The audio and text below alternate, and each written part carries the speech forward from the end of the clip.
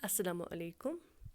Dear 11th class students, today our topic is exercise, purposes and precautions of exercise. Dear students, firstly we will see what is exercise.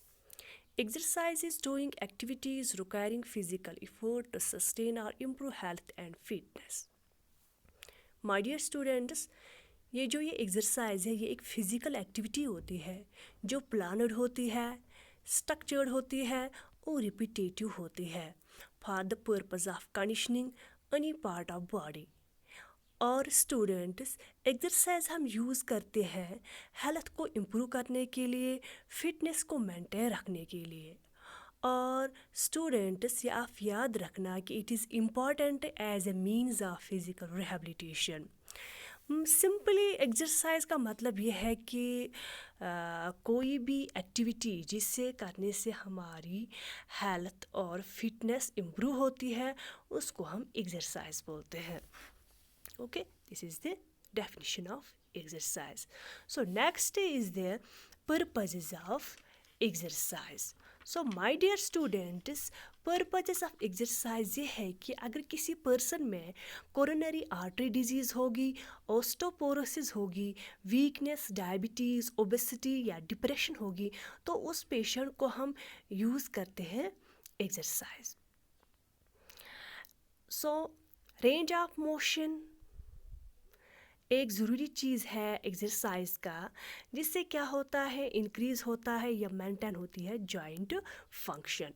And strengthening exercise जो है वो provide करती है appropriate resistance skin में, muscles में और to increase endurance and strength.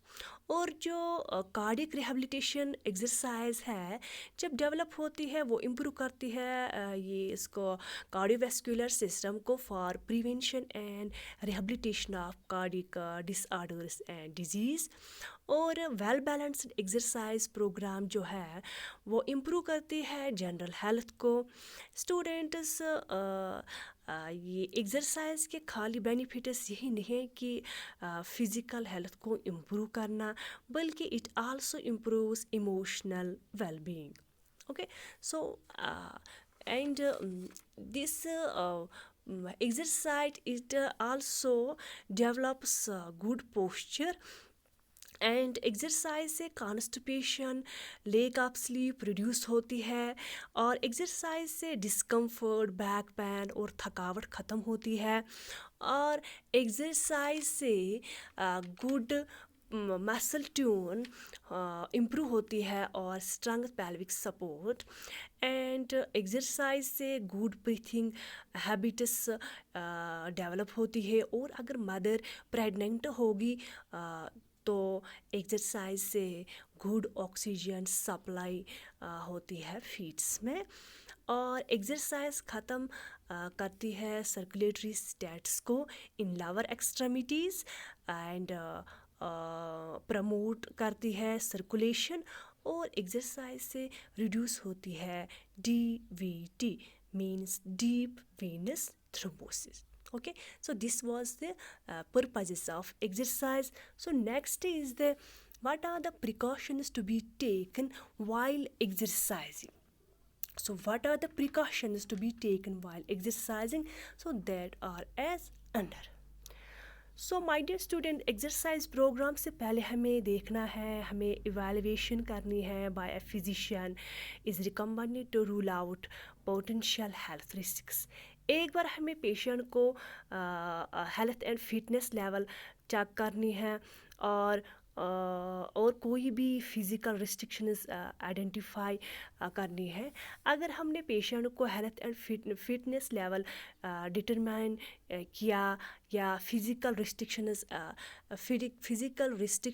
Identify किया तो पर्सन को एक्सरसाइज करने देना, but under the supervision of a health care या ट्रेंड प्रोफेशनल।